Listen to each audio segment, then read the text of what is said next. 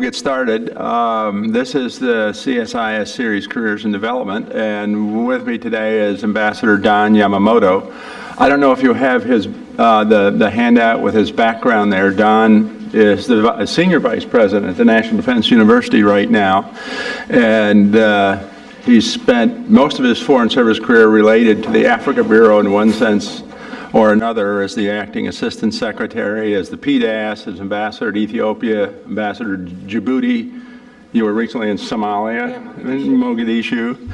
So Africa is his thing. But what he's going to talk about today, he's been focusing on the changing nature of the Foreign Service and the kind of people that are in the Foreign Service and the kind of people that are needed by the Foreign Service in the future. So it ought to be very interesting. And with that, Don, I'll turn it over to you. Okay, thanks very much. So first of all, thank you very much for having me here. I feel very humbled because looking at your previous speakers, they're awesome. So I hope I can do a good job. And the other thing too is today is like there's green zone, red zone, you can't go here or there. Reminding me of Afghanistan. So, but I want to say is, so each and every one of us has a very distinct background, an American story, and of an experience that you bring to the job that you'll take. And so what I want to do before I start is just a couple of minutes about my background, and then go into what drove me to do some insane things in my career. So, so my dad was a Japanese Imperial Army officer, and he was the only survivor of his family in World War II. But he loves America. Why? Because here it is, the United States gave him a scholarship to come to the United States to study. Wow, God, I mean, it's great. What other country would do that? And then my mom was, her families were mostly in the camps out in California, et cetera, during World War II. And her uncles joined the 100th Infantry and the 442nd and fought for the U.S. Army. And two of my uncles were commanded by Senator Inouye. And I kind of asked him, hey, Senator, did you know my uncles? Yeah, of course, yeah. I said, this guy was kind of a lazy guy. And I said, no, but he got the Bronze Star. Yeah, but we all got Silver Stars. So I said, okay, got it. So, my mom had a problem. She, in those period, the girls from the Japanese community were sent back to Japan to learn culture. And so she was stuck in Japan during the war. And her American passport wasn't a problem. She was Catholic. That was the problem. And after the war, you could not get her out of Japan fast enough to get back to the United States. And so it was I think a very different experience. But from all of them, the sign said that you guys their kids have to do something to pay back for the United States. And so my twin brother and I, we looked at each other and says, you. So I got the short stick because I'm the youngest. So I joined the Foreign Service, and I have never looked back. The Foreign Service is great.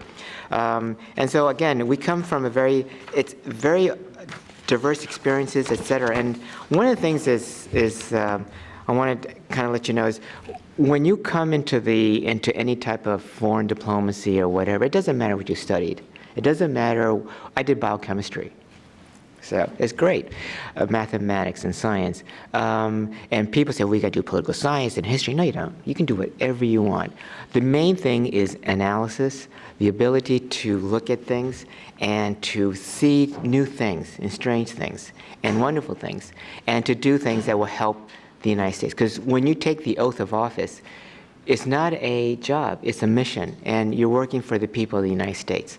So with that, let's kind of go into some of the issues and challenges. So one of the things that I notice in the US government or any government bureaucracy is people make up stuff. And so they said, so this is on the left side is what the world looks like to an assignments officer. And these are the hardship posts in the world. So we have another map which is all red, which is bad, and it tells you those countries which are high crime rate countries. So remember the Washington Post or whatever came out with the top 50 really violent cities, I think 2 in America, but the rest were around the world, South Africa, Latin America, et cetera. But so then you just make the rest of the world red. And then if you do counterterrorism and terrorism threats, then you got Western Europe, in the United States too. So the world has really changed dramatically since I entered the service back in 1980. And the other thing, this other thing is on evacuation. So we were at a senior staff meeting, interagency, with all the intel people and military, and they said, how many embassies do we evacuate in a year? They said, oh, maybe 2 or 3. And the U.S. Marines or the U.S. military are always the ones that come in. And I said to myself, what? So if there's one thing I can share with you, remember what Voltaire said. Voltaire said, never judge a person by the answers they provide, but by the questions they ask. And if they don't ask the right questions, they can't get to the right answers. And so the right question should have been is, why do we evacuate? And what are the causes? And what are the things that we can do to change it? So we did a data dump, and we noticed that we evacuated, on average, 19 embassies a year. 19. And it's not a full evacuation, it's partial evacuations mostly. But that only less than 10% are assisted by the U.S. military. Most of it is done by us, by Bill and I when we're overseas. We do the evacuations. I remember when I was in Eritrea, we had Ethiopian MiG jets, MiG-21s, 19s, kind of bombing us every day at 9 o'clock. So we did the evacuations ourselves. And the U.S. military did it at the end, but we basically got most of the people out. And when we do an evacuation, because we're the United States, we evacuate everyone, anyone who wants to come in. So in one of the evacuations, we did the Russians, and we did the Israelis and the Egyptians, and we had them all. And it was a photo. It was a great photo, and all these people together, all these diplomats and citizens, et cetera. We did China.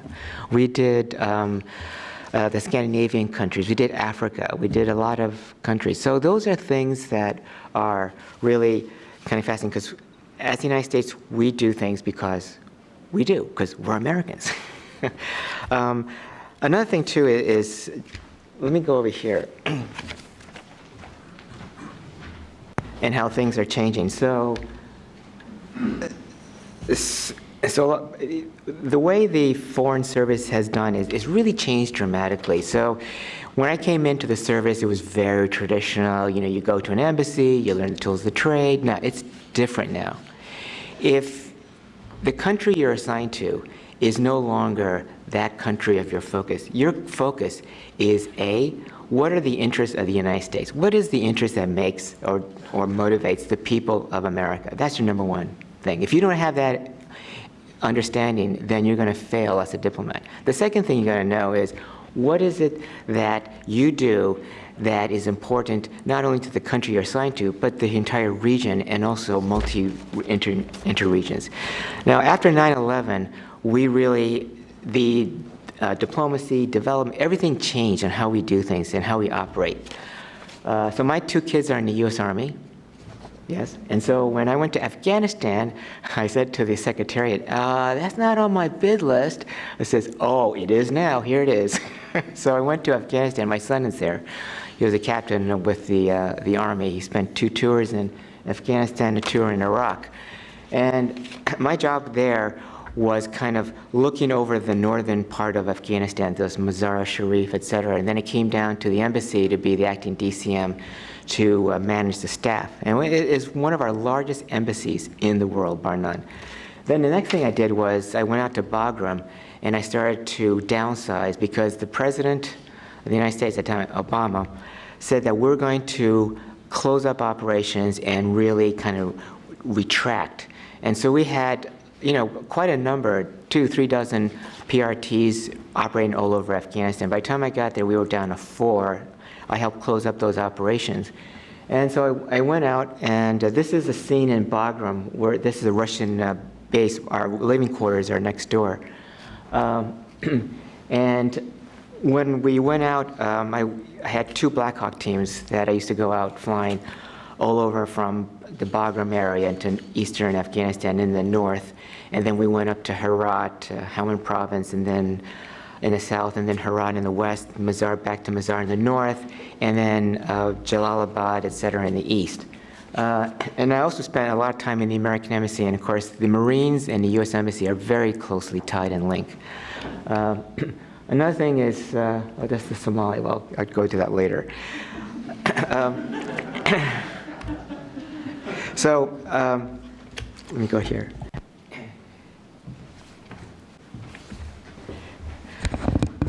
So as we downsized our mission and we went into Kabul, as a diplomat, it's antithetical. Why would we want to downsize and just be in Kabul? You want to be out. And one of the things so I was the last diplomat or State Department assigned to the embassy that was outside the wire. And it was great because we went to the areas to meet community leaders. We tracked our development programs. So in the north, which is basically Tajiks, Uzbek, and Hazaras, we had about, I would say, over 80% of all eligible kids inside schooling. AID did probably one of the most dramatic, dynamic, and unbelievable programs. And they also got the buy-in of the clerics, which was critical, and the community leaders. And 40% of all our students were women, girls. So that's really a big jump. Then we go to the eastern part, and we got predominantly Pashtun area, 20% in the schools, very few girls. A lot of the clerics were not in favor of education. They didn't have the buy-in that we had from the Tajiks and Uzbek up in the north. So it was really hard, tough part. And then you go to Helmand or Kandahar area, the same problems. You got the west part was a little bit better. But the development programs, it was hard, it was tough, and it was dangerous. Every time you went out, you had a full security team. But the thing is that without doing that, we can't make progress. And the issue is that this is not just for the U.S., it's for the people of the country that you're assigned to, is to help them help themselves and to make a better life for the future.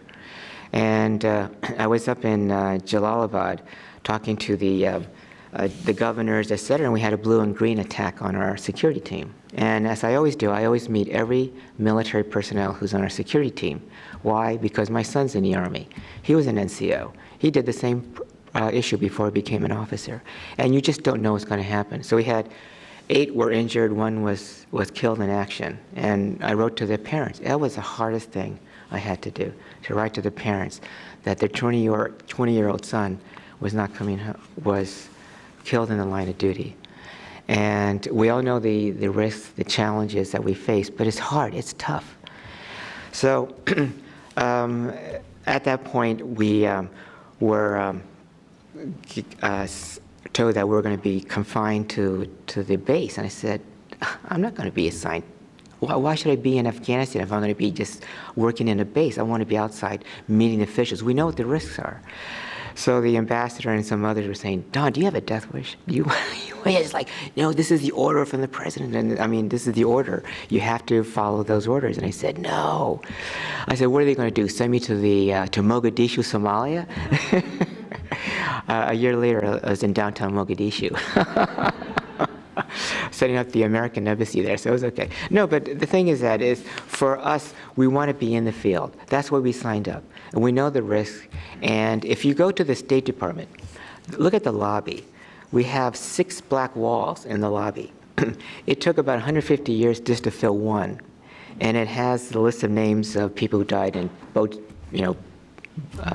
sunken boats or fires or whatever. But in the last 40 or so years, it's terrorism, it's war, it's violence. A lot of the people I worked with who are on that board, I knew them. And then we have family members who have also died in the line of duty. Because it's not just us, it's a family issue. So those are some of the things that we can look at. Let me just look back to what the service looks like, what are we going to look like in the future, et cetera. So when I entered the service, we had about 4,500 officers. Today, we got 7,600 officers. The number of civil servants also expanded from about 4,500 to 11,000. But what's really interesting is we have, because we're so unusual, we have 47,000 local staff working in our 278 embassies and consulates around the world. The average age of entering classes, let me just tell you, is 32 to 35. And 80% will have a master's degree. 100% have lived overseas, have done things with, or have traveled frequently, 100% have studied a foreign language, and over 80% come from the same blessed schools, which we're trying to diversify. So this is diversity. Trying to diversify. We want that person from Texas A&M, Nebraska, and other places. But it's the same places, University of Texas, we got Georgia, up to North Carolina, Chapel Hill, Duke, and then California is the UCLA, USC, University of Washington, Michigan, Notre Dame, and then, of course, the Ivy Leagues, et cetera. And then we have Spelman and Howard from the diversity areas. So what we want to do is so I went recruiting, and I said, well, why is it that we'll get the same people from the same universities? And it's hard.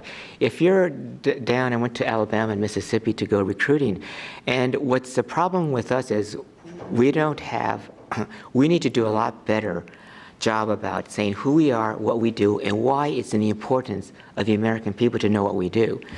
First thing I did when we went to Alabama State, they said, what do you guys do? And when I was my son was out in Iraq, and the commander of the 3rd ID asked me, what do you do? So I said, if they're asking, then we got a problem. We got a PR problem. So what we're trying to do now, and we launched a program called Faces of Diplomacy, and what the Foreign Service does and why it's in the interest. So I'll give you an example, and I like to do stories because stories really inform people. So when I was the ambassador in Ethiopia, we had a couple of members of the Louisiana congressional delegation come out. And of course, what happened? We had Katrina. Katrina is probably one of the most, for a person from New Orleans and Louisiana, it's just terrible. It's to this day, it's still a problem. And as a diplomat or as a development person overseas, if you can't explain to that member of Congress or to that person in New Orleans who doesn't have, let's say, water or doesn't have good housing, why giving, in this case, $6 billion to Africa is in our national interest? Why is that important? Then taking some of that money and finding good housing for the people in Louisiana. If you can't explain that, then we failed, and we also failed in expanding and explaining what we do. And so what I always do is I always bring my youngest officer and say, you explain that to the member of Congress. If you can't explain it, then I, as a leader, have failed to explain it. And the answer, of course, is Ethiopia at that time is our #1 food recipient country in the world back in several years ago. #1. I thought it was, someplace in South Asia or the Middle East, or no, it's Ethiopia. And the #1 food recipient area is East Africa. So on a good day, good year, we're providing about 600,000 metric tons of food. Okay, so that's a lot of money. We're talking about $800 to $900 million a year, just this one country. $800 million. A member of Congress is saying, what are we doing? Why are we doing that? Why is giving this money to this godforsaken area important to America, to the American people? And the answer is that Ethiopia happens to be one of our top peacekeeping operation troops in Africa, and probably in the world. In fact, the State Department, we do things very, very innovative and creatively. It's not just development and diplomacy, it's thinking out of the box. If you have in Africa constantly a change in governments through coup d'etats, that's not good. It's not stable. And so what we've done is we now train military troops, the State Department. We've trained over 240,000 African troops from 24 countries. Over 100,000 remain in peacekeeping operations, 30,000 in UN operations. And so the Ethiopians are one of our best troop contributing countries. Not only that, they're disciplined, there are no violations. It's a tremendous group. The other ones are Rwandans, we got Senegalese, and Nigerians, others. It's just really a good program. And so because of these African troops in a peacekeeping operation, we don't even have to depend on American troops. Another issue, too, is that Ethiopia, this poor country, bought a couple of $1 billion of Dreamliners from Boeing aircraft. That means they saved something like 30,000 American and other jobs by buying this. A poor country like Ethiopia. The other issue, too, is that because we're using the port of New Orleans for shipping, we're also helping the longshoremen and others. So I mean, we got to be able to tell our story and get the information why it's important. By having this area stable, and also because they're also on the front line at that time on terrorism, that also helps keep the regional stable and also helps prevent us from sending over U.S. troops. So those are some of the challenges that we face. Let me get you a couple of other things. So going back to the service, is our foreign service is very different now. So on an average year, we'll probably 17,000 to 25,000 will take the foreign service test. But just remember, that's only one of like dozens of ways to enter the service. Altogether, probably around maybe 25 to 30,000 will apply each year for the service. This year, we took in 280 into the service, and it says, wow, those aren't really good numbers. But if you have a foreign language, if you lived overseas, you're coming from, you have a college degree, whatever, you're really going against maybe 6,000, 7,000 people, not 30,000. And the other issue too is that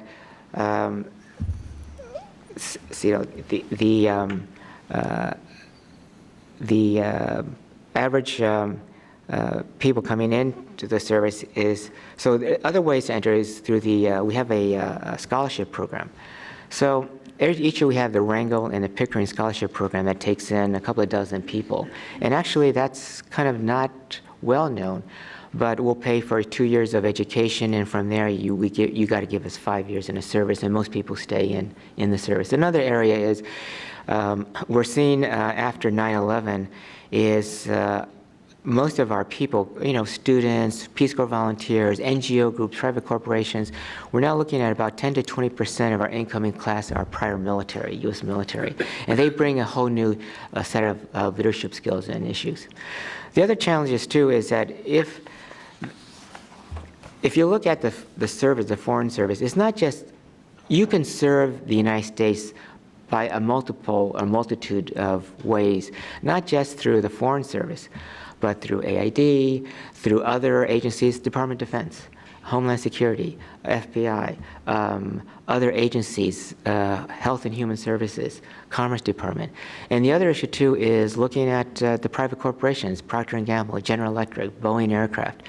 When I go overseas, when I was in the Far East and even in the Middle East, we do a lot of things promoting American corporations. Why? Because it's in our national strategic interest. So I'll give you one example is when I was in Japan, we were promoting the sale of American oranges and almonds and beef and wine to Japan. Yeah, we got like #1 sales. And so that was one of our main jobs. Another thing in Africa is looking at different types of programs. So I'll give you one example. So if you look at golfers or baseball or hockey players, they wear these great leather gloves. Where's the best leather in the world comes from? The best. It comes from Ethiopia, South Africa, Uganda, Rwanda, but mainly Ethiopia. And what happens to those? It's processed by Japan, the United Kingdom. We're trying to get Americans involved here because your tax dollars are helping to develop this program. Why? Because it creates jobs, it creates stability, but also the Americans, we as the United States, we're also beneficiaries of these investments. And so a lot of these leather products are sold in the United States. Of course, a lot of them goes to Shishi Italian shoes, which my wife buys too. It's just great because they're long-lasting. They can last for 10 years, much better than buying cheaper shoes. But those are things. The other thing too is coffee. We help Starbucks buy coffee from Africa in development. And why? For the American market. So those are a lot of things that are interchangeable and exchangeable. The other thing too is look at your cell phones. Okay, 10% of your cell phone materials, where does that come from? It's going to come from Africa, where most likely Eastern Congo. Why? Because Eastern Congo has one of the highest repositories of rare earth minerals, titanium, thallium, tungsten, tin, etc. And we know that, the world knows that, and who are their basically taking out these resources. It's the Chinese, it's North Korea, it's Iran, it's Russia, it's neighboring states. We have only one American company that I know of, right? What, Freeport? Yeah. They sold. Okay. They sold their concession to China about Yeah. 6 months ago. So those are some of the things that we really need to get American corporations involved, because where do most of these rare earth minerals are developed? If it's North Korea or China or Russia is going to develop it, where is it going to end up? It's going to end up in the United States, right? Or not North Korea, but China or other countries. Iran is there. I mean, even Western Europe companies are there. So if that's the case, is that we need to do it. But also we need to do it in a very reasonable and manner in which benefits also the people in the region, to ensure that they also not only have access to the resources, but also to the profits from those resources. So those are some of the things that we do as diplomats. Now going back to another thing is... You get your smiling picture? Yeah.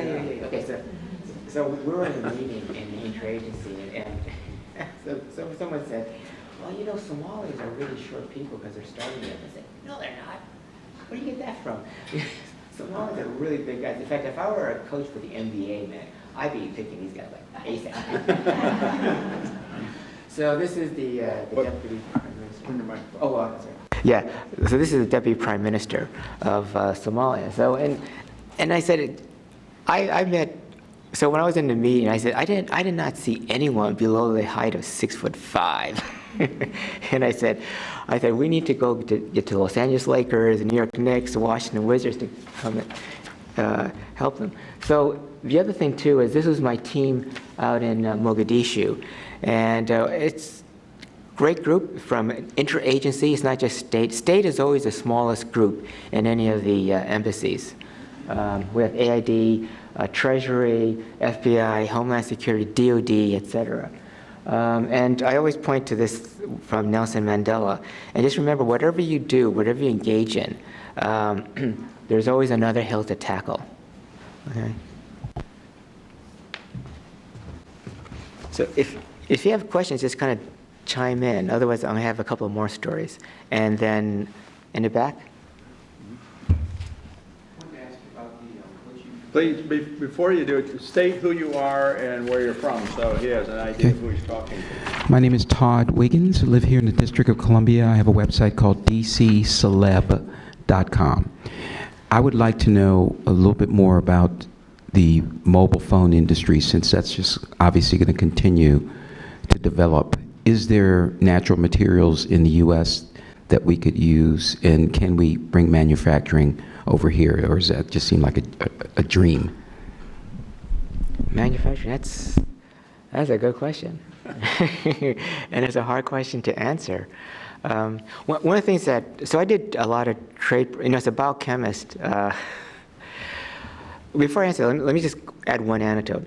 So the State Department is a very odd bird. We have experts in almost every field, nuclear engineering, because we do nuclear regulatory, we have observers, we have doctors who go in and treat for Zika virus and others. We have engineers, architects, because we do a lot of construction overseas. We have probably the greatest water experts are in the State Department. Because why? Because we do a lot of water management overseas, because the next conflicts in a lot of areas is on water. So going back to on trade promotion, so I did a lot on trade promotion, looking at what the market is. And so what AID did is probably one of the most ingenious, and AID is more than just development. What is development? Development is not just helping communities be better communities, but is how to do it. And one of the things that AID instituted was their trade promotion. So they look at specific sectors, particularly, say, let's take Africa, for example. So they'll go to each country and say, what are the factories or the sectors that are important? And they looked at, so Ethiopia and was textiles, agricultural specialty programs, leather, and then coffee, and then you go to the Congo and Central Africa areas, energy, it's natural resources. Then you say, well, what is it in the United States we can marry them up with? What is it that we can look at that can help? What is it that other markets can develop or take access of?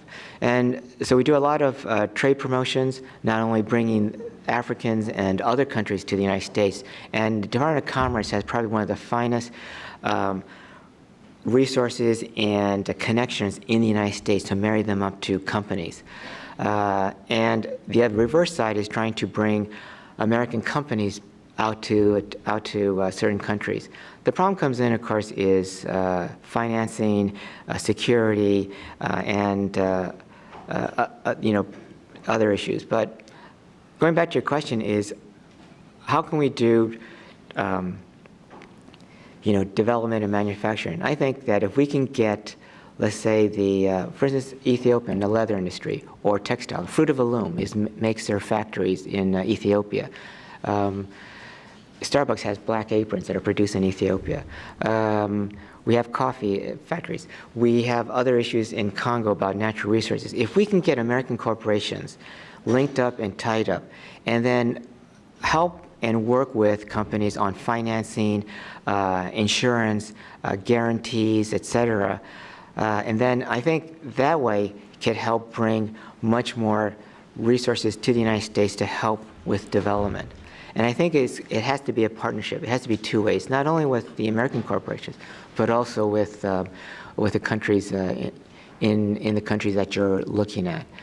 So I know it's not a great answer, but it's kind of a broad base. And we have to be very flexible, innovative, and creative to look for new ways to see opportunities. I was just going to add, because you were talking specifically about the Congo and the strategic minerals in eastern Congo. There's a dilemma with tantalum and these other things that go into the cell phone, because that's what the fighting is all about in eastern Congo. So there is an effort, international effort, to reduce the purchase of these conflict minerals, which have been driving the conflict in the Congo for the past decade or so. And so there's an added element in how you deal with these particular elements and as conflict drivers. And so that complicates everything a little bit. Mm-hmm. So, wait. Good afternoon. My name is Miata Williams. I'm from Dallas, Texas, by way of Freetown, Sierra Leone. And just to kind of piggyback off of what you just said, I'm interested to know if there is an ethics constituent of the foreign services that kind of looks into and navigates such conflicts in the Congo or in East Africa when it comes to the exportations of coffee and rare earth minerals. Yeah, and that's why what we want to do is get American corporations involved in a lot more exporting, et cetera, and finding new opportunities. And the reason is because, for the last couple of years, I've been looking at American corporations. Why? Because we need to look at how we can improve how we train, develop our officers. Let me just kind of do an anecdote before I answer your question. So, if you look at the civil service, which is a very huge bureaucracy in the U.S. government, it's about 30%, over 50, 30% mid-range, and then 30% young kids. If you look at the State Department Foreign Service, it's very different. It's less than 19% over 50. 41% of our people are young. I mean, you're talking 20 and 30 years old. That means over 60%, pretty close to 70% of our Corps has less than 10 years of service. 2/3 have less than 5 years. And so if you have such a young group, what do you do to train? How do you train and develop? How do you mentor and coach? Those are challenges. And we went to Procter & Gamble, General Electric, Boeing. We went to Starbucks. We went to a lot of really great American corporations. And a lot of things can't be adaptable, but a lot of things can. And so one of the things that we looked at is ethics, board ethics. And you really got to be true to your values. And our value as Americans is that we protect and defend human rights, civil rights, and we're also there because as an American, you're there to not only promote, develop the American interests, but part and parcel of our interest is also to help these countries also develop and expand and help create a better tomorrow. Why? Because that means stability. And also what we learned in our development program in Africa is the investments that we put in, 6 billion, once countries start to develop, and what do? They don't buy a lot of cheap goods. They do buy cheap goods from China, but they also buy capital goods from the United States. And that's one of the things that we're noticing from our development programs. And the other thing on ethics is, I'll give you an example. I led for 4 years our peace operations in Congo before Uncle Bill here came out. And then I did peacekeeping operations up in the Horn of Africa. And I now do it in Somalia region. And what's really interesting is you represent the United States. And when you go into the Eastern Congo, where on a good day, 1,000 people would die each and every day from violence, malnutrition, and other places. We've been able, and when Bill was there as ambassador, able to bring those numbers down. And when you bring those numbers down, you have greater stability. You have greater stability, you got greater development. You got greater development, then you have the opportunity to create better tomorrows for kids. And more important is you build a stronger relationship with the United States. And everywhere I went, and it says, you're from the United States? That's great. The United States is a great country. And those are things that you just can't, that's not something you pay for or buy off of. That's something that we've earned. And it's something that has helped. And it's through our common core values, our commitment, and continued commitment to help people become better and get better. So those are some of the ethical and legal issues. And of course, our lawyers can be very overbearing, but hey, we all know. Yeah.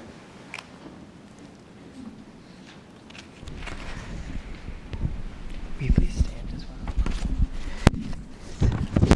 well? Thank you. My name is Hiwate. I'm from Ethiopia. So very nice hearing your presentation, especially on the Ethiopian case. My question, it might be a little bit naive, but I also think it's worth mentioning. To what extent you are concerned that the U.S. assistance to Ethiopia is actually helping a very authoritarian government take root, where human rights violations are actually structural, not just isolated cases, especially now, and how the United States policy on preferring stability more than any other variables in the region has it really worked? You know, I'm sure you're aware of the situation right now in Ethiopia, where we're under emergency rules because of direct human rights crisis in the country. So have you learned something different in this area, or do you still believe stability should be the overreaching goal for the United States? Stability is based on our core values. So I'll give you an example. I mean, not just Ethiopia, but really just general for everywhere we've been to, from Afghanistan to Asia to Africa. So one of the things is, and going back to your example, so when I was the ambassador in Ethiopia, every day, one of the things that I did was talk to, at that time, Prime Minister Meles, and then the security people, et cetera, about getting, at that time, we had something like over 20,000 people in prison. Recently, journalists, the opposition group, et cetera, and it was hard slog. But that was not publicized. It was done privately, behind the scenes, and we got a lot of people out. And many of them are here in the United States on study programs and what have you. Or in Europe, or still in Ethiopia, and I still keep in touch with many of them. So the issue comes in is a lot of things that we do is never publicized, and we really aren't out there for publicity. We're out there to make things better for the next generation, and that's one of the reasons why we went to the Congo, and for conflict resolution is to look at how our assistance can make things better. Stability is an offshoot of creating a situation where you have people having access to resources and also to basic core freedoms. that we believe in. I mean, those are things that we'll always be committed to and that we'll always continue to advocate for. So if we can't, and that's our core value, that's who we are as Americans, so we're going to continue to do that. And going into,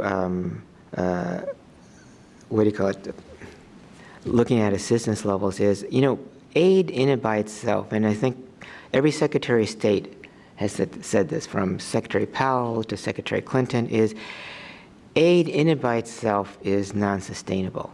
So when I came into the Africa Bureau, started about 30 years ago, we had like a couple of $1 billion, and we went to $8 billion, now we're down to $6 billion. You cannot rely on programs just based on aid. You need to look at other areas and other ways to develop and advance. And one of the things that AID came up with is micro-enterprise loans, girls' education, because they fund themselves.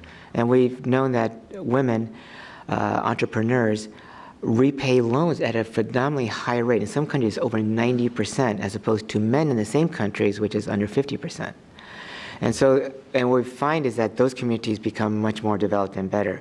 Girls' education, the greatest return on investment. Why? Because once you have girls' education, the economic development of that community goes up arithmetically because of girls' education. And those are inexpensive things that pay back in volume. The other thing too is that we learned is that, going back to our ethics and values, is if we can open up more opportunities. So what's a great opportunity? The area is trade and investment. If you look at, one of the things that we did in Asia was non-tariff trade barriers. It was a pain in the neck to you can reduce tariffs. Tariffs are only one issue. The other issue is non-tariff trade barriers, the bureaucratic problems within each country. And so if you look at Africa and developing countries, if their number one trading partner is Western Europe, like for Ethiopia is Italy, that's wrong. It should be their neighbors. Why? Because you can have higher rates of investment by having neighbors in trading. And what we learned is that if we can break down the non-tariff trade barriers, and we started to do that in Africa, we could actually have total wealth would be 3 to 4 times greater than the total foreign assistance from around the world in Africa, just by breaking down non-tariff trade barriers. That then, again, opens up opportunities. Because if it opens up opportunities, it could also help to look at corporations and companies and countries and leaders. So one more example. So when we started out in Africa 30 years ago, we had, 3 countries that were under, really democratic. It's now 21 countries. Again, granted, they're fragile, but that's a big leap forward from decades ago. And what we need to do is we need to be on top of it, to look at it, and also to hold meetings not only with the interagency, but also with our allies, and also within the African Union and regional states and sub-regional groups. And one of the things that Ethiopia fostered was called peer group analysis. In other words, leaders coming in. So you have the problem in the Gambia right now, where you have Jammeh who doesn't want to leave office, even though he was defeated. So under the peer group, you have leaders coming in to convince him to leave. When I was out in the Africa Bureau, we went to countries where you had consistently leaders who changed the constitution so they can stay on and on and on and on, and saying you can't do that. You have to give way to new governments, to new leaderships. And the reason is that you can't have countries where you have changes of government through coup d'etats or through violence. You can't have that. That's not only inherently unstable, but it's also unstable to the entire region. And it impacts not only the country in specifically, but also the region in general. So those are issues that we work with. And I'll tell you, behind the scenes on Ethiopia, we work very hard. Things I can't tell you, but thanks. Hello. Hello, my name is Christian Jepson, and I'm sort of coming as a private citizen. I'm from Connecticut. I'm interested in working, after I graduated last year, and I'd love to work serving America abroad, either in USAID or for the State Department. But given the potential sort of policy changes, both official and unofficial, that could come with the incoming Trump administration. I'm having a hard time reconciling my desire to serve my country abroad and not enable some really bad policies. What have been some times where you have had to reconcile something like that, and how did you do it? So, were you able to do it? So you keep an open mind and a focus on what is the national strategic interest of the United States? I mean, that is your core question that you answer. So, right now is I help teach I redesign our ambassadorial seminar, which we have 180 ambassadors in bilateral missions, and before they go out, we kind of train them on what it is that an ambassador does or what a leader does.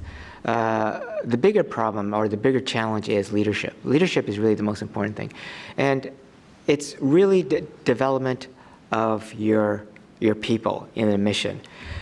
The policy, et cetera, is as a Department of State or as a Foreign Service officer, whoever is the president, that's the policy. Whatever is the issues that are being articulated, that's what you advocate for. And you advocate to the best of your ability, and you also have it based on our core values, and cognizant of what the national strategic interest is. And so with that, it remains consistent and persistent. And one thing the United States has throughout all, and this is really the strength of our democracy, is that we are very focused on helping and advocating what is in our national interest and what is really also helpful to the people of the United States. And that's really our two main focal points.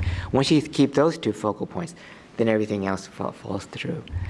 And going back to probably a larger question is, if you have differences. Well, if you have differences, then there's always we have a dissent channel, which, as you know, under the last year of the Obama administration, it made the Washington Post of people who are not in favor of our policy in Syria. We've also had dissent on the Vietnam War and throughout history. The other issue, too, is I think our service, we see the bigger picture, and the bigger picture is U.S. national interests and the interests of the American people. That's our two core pillars. So I have a couple more stories. So one thing. So there's a lot of things you just can't make up in life. But I was the human rights officer in China during Tiananmen Square. So every day we would go to the Tiananmen Square in 1989, and there'd be 1 million people demonstrating. And it was a very interesting period because Gorbachev was coming to see Deng Xiaoping. And this was the second time a Russian leader was coming to see. The last one was Khrushchev and Mao Zedong. So the other challenge was the World Bank was holding its first annual meeting and was going to be in Beijing. But the problem comes in is we looked at the challenges that Tiananmen Square had and the problems. And the thing is that we were able to provide policy to President Bush 41 and to the National Security Advisor Brent Scowcroft. And this is really a testament to sound leadership for the U.S. government, because they didn't necessarily agree to what we were explaining about the problems in China, but they accepted it, and they supported us, and they defended us. And that really goes back to sound leadership. And because of that, I think the relationship with China was stronger, sounder, and it put really a great relationship about who we are as Americans, but also what we expect on international operations. And right after that, I went down to Mongolia as one of the first observers for the first free elections, because the Russians had just left. And I went to the western part of Mongolia, and they had never seen an American. And they all lined up at the airport, and they said, "We're going to see our first American." So I come off as Antonov, and they says, "And the American representative." And the kid says, "They look just like us, Mom." So I said, "Yeah, so you can't." So that's another issue, is that Americans come in all sizes, shapes, etc. One thing was very interesting. In our ambassadorial seminar, we have 180 ambassadors. I got the record. I was the shortest one. It's good. Okay, anyway, those are stories. Any other questions in the back? My name's Theo, and I live here in Washington, D.C. Question I have for you is, in terms of diplomats and in terms of ambassadors, obviously there's changes when new presidential administrations happen. Do some ambassadors stay on through that? Is there like a total onslaught of new ambassadors that come in, or some might be with the Republican administration, some might be with the Democratic, just all depends how that works. No, every administration is pretty much the same. So the number of ambassadors who are political is normally around 30% of all of our 180 ambassadors and et cetera are political. Towards the end of each administration, that number tends to rise a little. Under the Obama administration, because he didn't control the Senate, there was a lot more problems on the Senate confirmation hearings. But you have a lot of people, and you also have a lot of political appointees within the State Department. And so I think at 12 noon on the day of the inauguration, normally all political appointees are expected to leave. And it's been pretty much that way since I've been in the service for now 37 years. And we had one story about 20 years ago, I won't say who it was, but he liked being ambassador so much, he sent a note back and said, "I love it here and I am going to stay because I think I can do a great job." The Secretary of State wrote back and said, "Thank you for your service. At 12 noon on the inauguration, you better be out of airspace of that country you're assigned to." And he made it. And when I was in Africa, and I've been through 4 transitions, is we had a couple of people who were kind of knuckle dragging and said, "Well, I have kids in school and I got to do this." No, I know, but that's life. This is what you signed up for. And so that's the issue. So, other questions, comments? But just to add to the comment, though, most of the ambassadors who are career ambassadors They stay on. Stay on. Mm-hmm. Because I was through the transition from Bush to Obama, and you get this letter where you have to resign. Mm-hmm. You have to send in your resignation, and they said, "We'll be in touch." And they never were in touch, so I assumed I was staying put there. Mm-hmm. But the career people stay on. It's the political folks that have to go. Sure. Rob Tobiason, formerly of Treasury. Hey, Rob. Yeah, I know Ambassador Yamamoto because his son Michael and my son Peter were in Boy Scouts together and proceeded up Eagle routes and stuff. And that kind of leads to my question. Do you have time in a foreign posting to actually become part of the community, to be engaged in activities, like scouting or other things, where you're representing America, but you're representing it as an individual, not simply as an official representative? Or is your schedule really not such that you're able to do those types of activities? Well, Rob, everything is kind of personality driven. It depends on who and it goes back to leadership skills. And I sat on a few boards where we review ambassadors and senior leaders, and I would say 90% do a great job, amazing job. 10% you have to kind of counsel, and it goes back to coaching and mentoring. But I'll give you an example. So when I was, so I've been head of mission in about 5 countries already, so 5 times in my career. And when I was the ambassador at Djibouti, Ethiopia, is one of the things is you really look after your people, because my staff in Africa were really young. And when I was in Afghanistan, I was kind of taken aback at how young the people were. And one thing about youth is great because they're innovative, they're creative, but you also want to teach them the tools of the trade. In other words, the culture.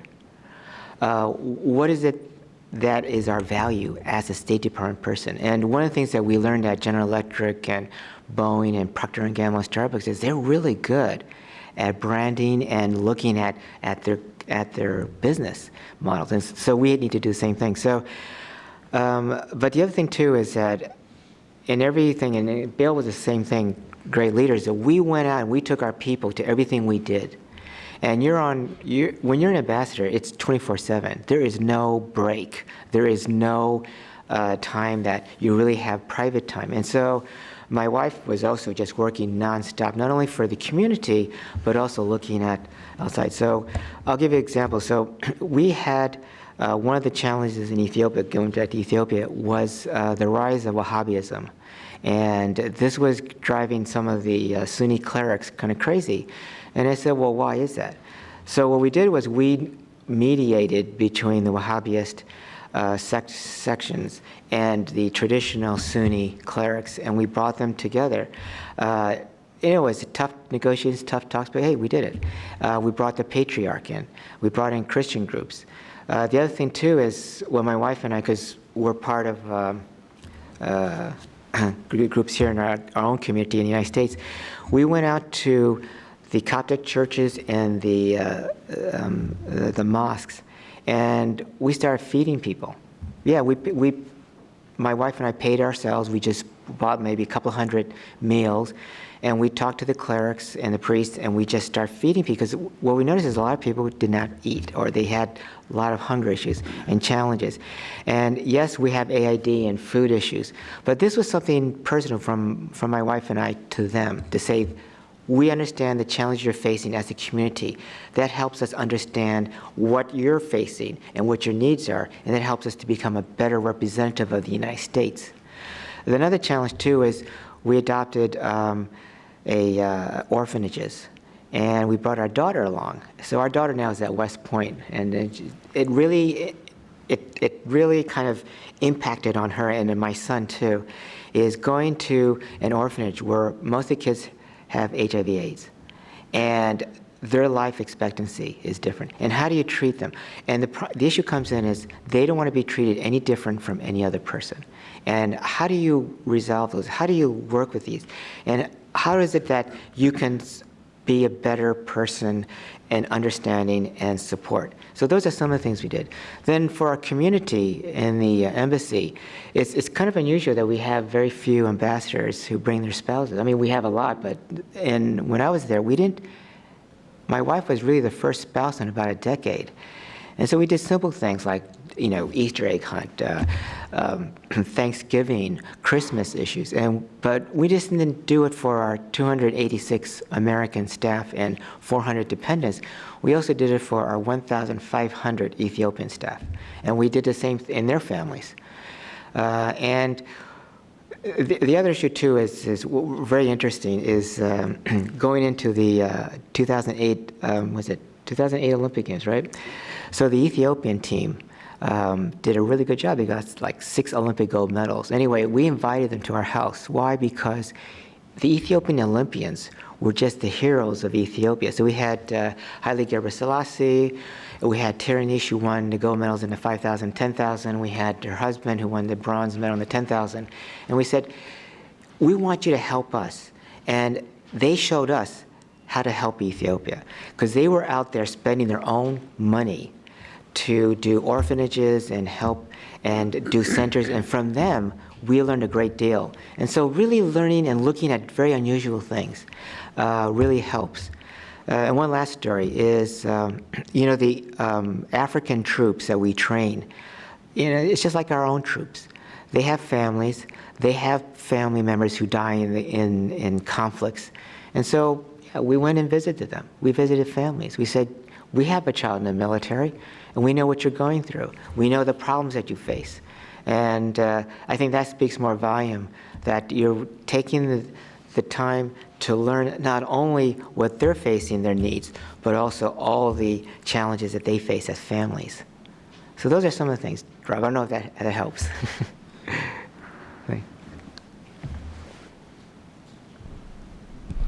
Good afternoon, Clifton Jones, CSIS. Given your experience in the State Department, and you spoke a little bit in the beginning about the Foreign Service, can you speak a little bit about the difference between the experience of a Foreign Service officer from a Foreign Service specialist, and kind of speak to an IT professional in the Foreign Service and what that experience might look like how it is similar or different than their Foreign Service officer counterparts? Okay, let me caveat that first and go back. So if I said about anywhere from 25,000 to 30,000 will apply and only 280 will get in, those are really bad numbers. But the question is that, you know, in the Foreign Service or whatever, if you want to do something in international politics or international relations or represent the United States, you can do it in a multitude of ways. I mean, the U.S. military, FBI, Homeland Security, Department of Commerce, Health and Human Services. That's on the government side. The other side, too, is private businesses. Everywhere I've been to around the world is we work with American companies, NGO groups, entities, et cetera, and NGO groups like CSIS. You have a great operation overseas. Atlantic Council, oh, I shouldn't say that. So CSIS.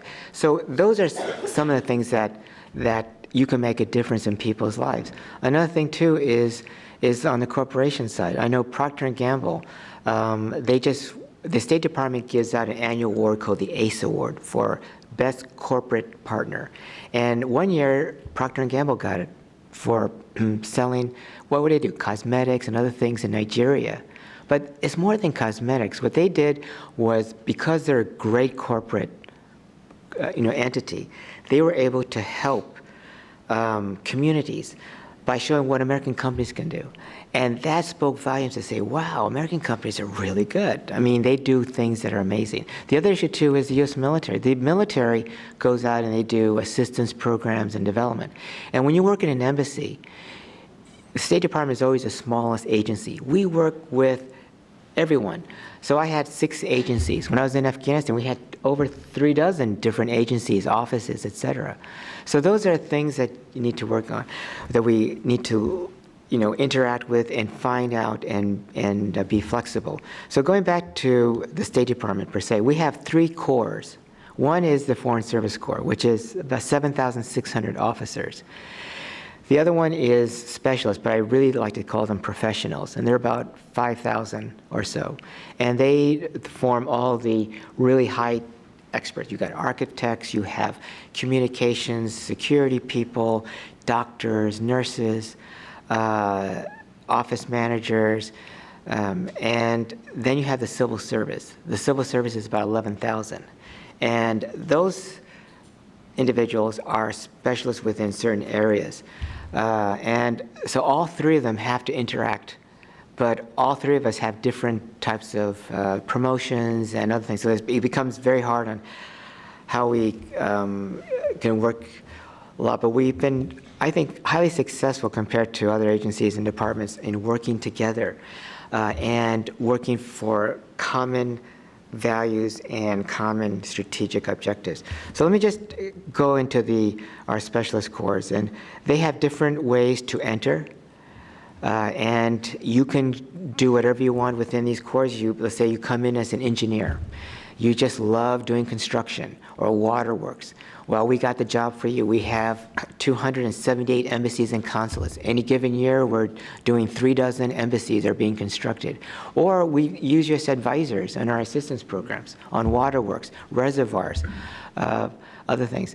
So you like that job, is great. We had one person who said, I want to do something different. I want to transition into the Foreign Service and become an officer and do political reporting. Fine. If that's what you want to do, good, go ahead. We had a doctor who decided, I'm in the surgery and other things, I want to do something different. So it's, when you enter each of these corps, it's not limiting, it's broadening, because it's the start, because you can do things in other areas. In other words, find what's passionate about. So right now I'll give you another example, is that, I commend you to look at the State Department. In a few months, we're going to be opening the Museum of Diplomacy. And it tells us about who we are as a service. But more important, we did it ourselves. We have probably the best designers. We have great curators. We have artifacts people who can identify artwork and assess it. My wife is an art appraiser for ancient Chinese artifacts. And, she's like, we got a lot of those people. And we have protocol specialists, we have experts in every field. The State Department is a very odd place. We have probably we got great economists and treasury people. Well, one of the things that, off tangent, is Joseph Stiglitz, who won the Nobel Prize for Economics. He used to come and visit us in Africa. And we used to have him for dinner, and I did not understand most of what he said, but my wife did. I had to have a dictionary. What did that word say? That's a good, strong word. I need that. And but the things he had was innovative, is creative, and it really shaped how AID and State Department did development. Because Joseph Stiglitz spent one day with us and said, this is what you need to do. And I spent a luncheon time with Henry Kissinger and I in Japan. He came to visit us. And I said, when I was a younger officer, we worked for him. He said, wow, this is tough, the Secretary of State. And it's great. They're humans, and they really work. They really have tremendous amount of knowledge, and you kind of draw from that, and you become a better officer. So going back to the professional core is whatever you have a passion for, enter that, look it up, www.state.gov, look at how we hire people, and then go into that. The other issue too is if you find a job on USA Jobs, take it. Because once you enter the service, as a civil servant or whatever, we have transitions from civil service to foreign service. We got transition from foreign service to civil service. We have lawyers who are just great people in the foreign service, but also civil service, and how they interact. So use it as a stepping stone to broaden your horizons and to do other things. So a biochemist out of Columbia University can go out and do trade promotion, yes, or personnel assignments or whatever. So those are things that just follow your passion, but be flexible, be innovative and creative. I'll give you one more example. When I was in Japan, we were doing magnetic levitation studies, which is now coming to the United States, maglev. But Japan had the market. They had all the advanced science and technology. And so when I was a young officer, I said, we should report on this. And because of our reporting, it helped American companies say, whoa, that's pretty good. That's great. So just be creative and innovative and see the opportunities because they can really make a difference not only in the lives of people you're touching, but also can help the Americans back in the United States.